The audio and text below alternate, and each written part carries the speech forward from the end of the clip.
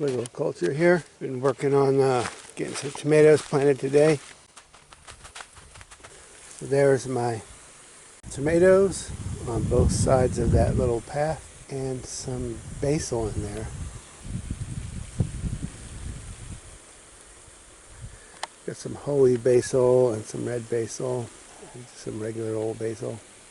And then working back out of that mound, coming this way, putting in another path, and I'm putting some tomatoes, and then I'm putting sunflowers in between, putting tomatoes every 12 inches or so, maybe a little more, and maybe 15 inches, and putting two giant Mammoth Russian sunflowers in between for the trellising.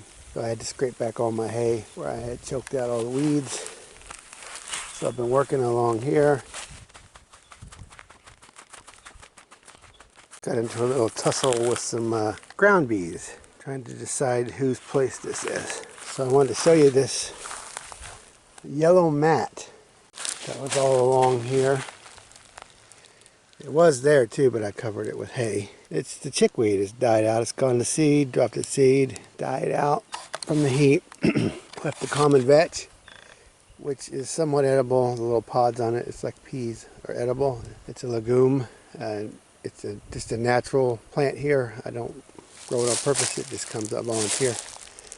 The other one there is wild geranium, Cranesbill or something like that as well. That's a medicinal, especially the root. So that's what's left after the chickweed dies back. So I have a whole carpet of living mulch here. I mean, just natural mulch. I didn't have to do the work. It's just down.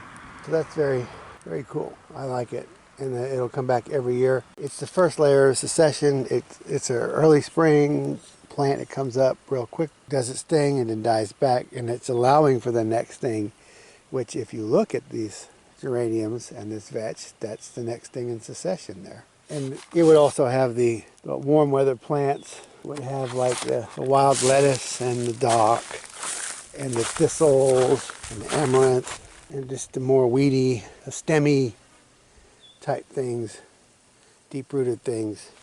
It's just making the perfect way for those. So I'm going to take advantage of that and put my tomatoes in there. So I will come back and mulch over this later, but for now I'm just going to leave just my chickweed. Not a very heavy mulch, but it is doing something. So I just chop and drop the vetch out of the way because it's just a great nitrifier. Now I wanted to show you how I do my tomatoes.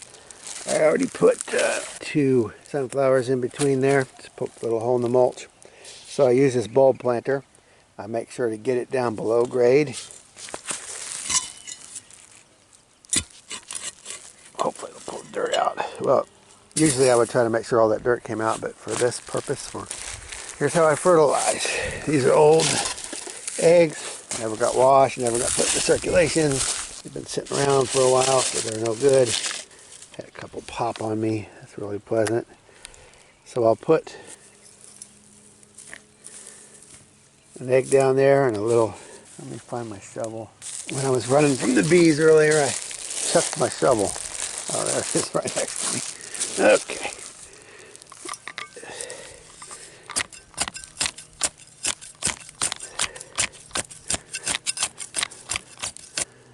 So I do that.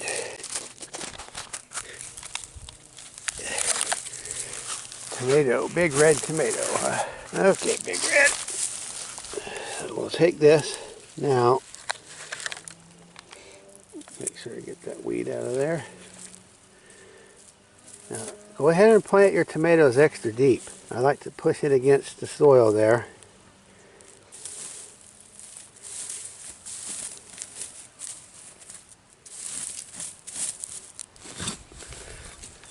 A little dirt from down here.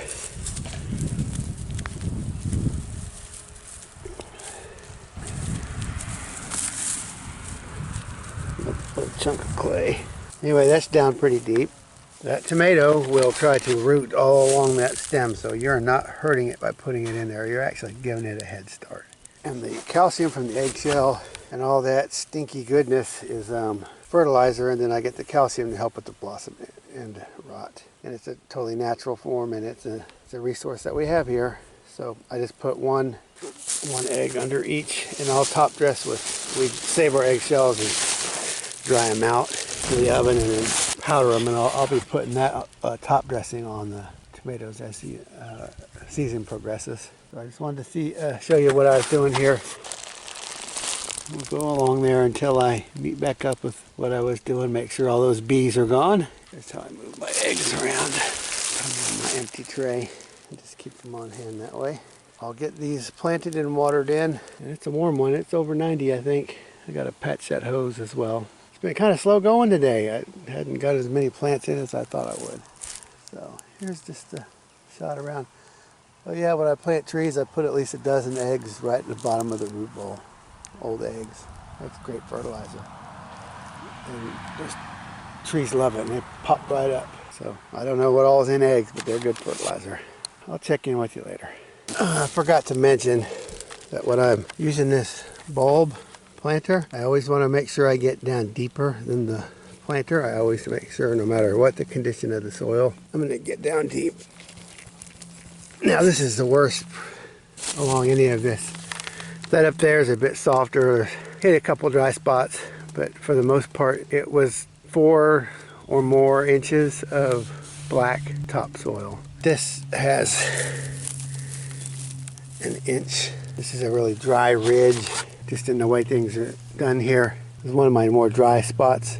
I do know I'm getting enough moisture because this vetch and that, especially that geranium, it likes to get wet. Geranium won't grow if it doesn't get decent moisture. So it's wet in the winter and wet in the spring, and then it turns totally dry, bone dry here in late spring, early summer. The reason I'm trying to poke a deep hole through, you can see all the subsoil I got out of this. That's just old red Virginia clay. It's just no good for my purposes of horticulture. So now I poked a hole, at least it's about like that deep, 9 inches. And when I drop that egg down there, put this plant in here, and I'm allowing somewhere for moisture and nutrients to start penetrating into that subsoil. Basically like aerating, but it's just one hole. But those roots get in there and work, and it will transform this clay, but it's going to take years to do it. It's not going to take centuries like the forest takes. It'll take years, but as we chop and drop all this legumes and the leaves drop and everything, and we get more moisture into the mound, that soil will start to loosen up, get some more humus in it. But I'm giving it a little kick by doing this. So we'll see if this tomato makes it, because this is going to be tough for it. Not a full sun situation, and then not very good water, but we may have to water it and help it along. We'll just have to watch it. That was the update. So the seed flat had all of 1 tomato in it, so I took all of my extra dirt and put it down around that tomato plant. So these Leggy greenhouse tomatoes, they're good for this process, because you're just burying all that extra stem and then you're getting them down deep. As long as they don't get flooded, which those roots are not going to get flooded here, that's just going to give it that much more opportunity to get moisture. All along that stem it'll root, and it's going to be slower to start, but it'll be strong to finish. So thank you.